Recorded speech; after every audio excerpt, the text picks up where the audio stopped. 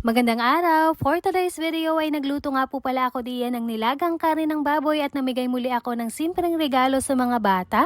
Bandang hapon na din nga ho pala yan, gumaya kami pa ba yan? Paano ba naman yan? May dapat nga ni akong bilhin, hindi nga dumating yung parcel ko na inaasahan. Halos labang isang araw na nga ho pala ako nag-aintay itong anong pagkakatagal. Kung kailan kailangan na nga ni ay hindi naman dumating. Sakto nga ho palang wala dito si mami niya, kaya naman ayun, isasama ko na nga lamang itong batuta na ito. Dini na din nga lamang muna nga ho pala kami nagdiretso sa My Art Central dahil dito nga ho pala yung bilihan ng dapat kong bilhin. Ayong kakapasok pa nga lang ho pala namin din sa tindahan na kaagad namang maitinuro itong batang ito at gusto nga ni ipabili na kaagad. Pero sabi ko nga ho pala sa kanya, isa ka na nga lamang. Madali lang naman kausap itong batang ito, kapag bawal ay di hindi nga ho. Christmas party din nga ho pala namin sa school, no mga tinuturuan ko nga ho pala dun sa values subject namin. Bumili na din nga lamang ho pala ako ng mga pampalaro kung gagamitin bukas at kako nga ho'y nandini na din lang naman. O siya, pagkatapos naman namin dini, diretso naman kami dun sa may pinakang food court at meron na nga daw na namang batang nagugutom. Eto nga kasama kong si Bernice.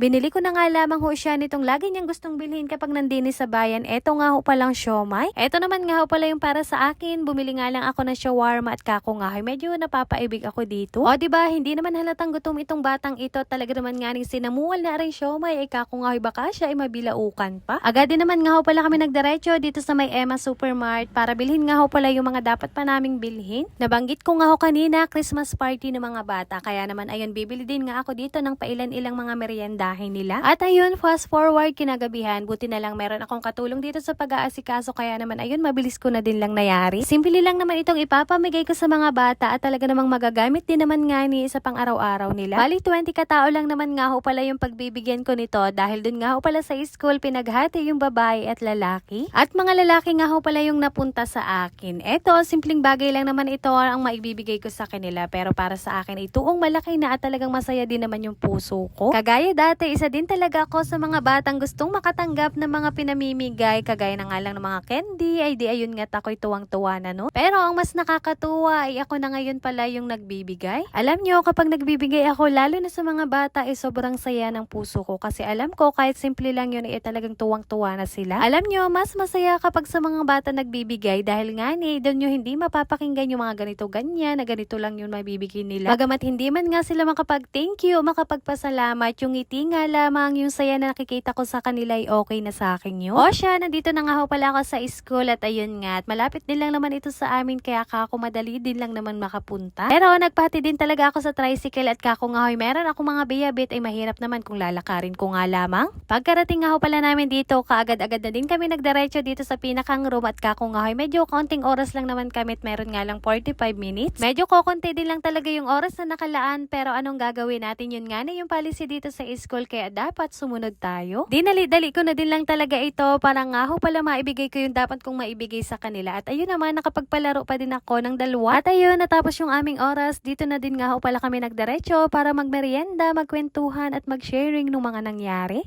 Ayun, fast forward, diretsong bayan na din nga ho pala kami at dahil nandun na din lang, bumili na din nga lang ho pala kami ng aming pang-ulamin. At pagkatapos, diretsong bahay, dito na din lang kami sa may bahay kubo magluluto at kako nga ho'y malapit-lapit dun sa bibigyan namin ng pang-ulam ngayong tanghalian. Nilagang baboy nga ho pala yung lulutuin ko ngayon dahil ilang araw na rin talagang maulan dito sa amin, ikako nga ho'y makahigop ng masarap at mainit na sabaw. Ayun, ang gagawin ko nga ho pala muna sa karne ay asang kutsat. Ayan, nilagyan ko na din nga ho pala ng pampalasang kaunting asin. At nung medyo maprito-prito na nga ho pala, nagdagdag lamang ako ng kaunting mantika tapos inilagay ko na din nga ho pala yung sibuyas sa bawang. At nung medyo umaamoy-amoy na nga ho pala yung pagkagisa ko dito ay di ayun, nilagay ko na din yung mais, kasunod din naman nga ho pala yung isang pitsil na tubig. Medyo dinamihan ko na din nga ho pala yan, pero kulang pa din yan dahil nga ho papalambutin ko at maiiga pa din naman yan. Tapos nung ilang minuto na din nga ho palang nakakuluan at medyo malambot-lambot na yung karne ng baboy, inilagay ko na din nga ho pala yung patatas. Iintay-intayin na din lang namang lumambot yung patatas, saka ilalagay ko nga ho pala yung mga dapat ko pang ilagay ng mga gulay-gulay. At eto, nung ayos na, nilagay ko na din nga ho pala diyan itong Baguio beans, pechay Baguio baga nga ni ho ang tawag, di ko rin din nga ni sigurado ano na yun. Kaunting pagpapakulo na din lang talaga at ayos na yan. Medyo iluluto-luto ko nga ho pala ito at kako nga ho, medyo matigas din naman yung ibang parte nitong mga gulay na nilagay ko. Kaunting minuto na din lang namang hihintayin na ito. At ayan nga, at kahit mainit yung panahon ay yung simoy ng hangin nga ho pala ay medyo malamig-lamig. Kaya naman talagang masasabi ko, tamang-tama na naman naman itong pang-ulam namin ngayon sa medyo mahalumigmig na panahon. Saka na lang na naman ang diet dahil nga ho garni kasarap ang ulam. Ay siya, paano ba yan? Hanggang dito na lamang muna ho. At yun lamang for today's video. Maraming salamat sa inyong panonood. God bless!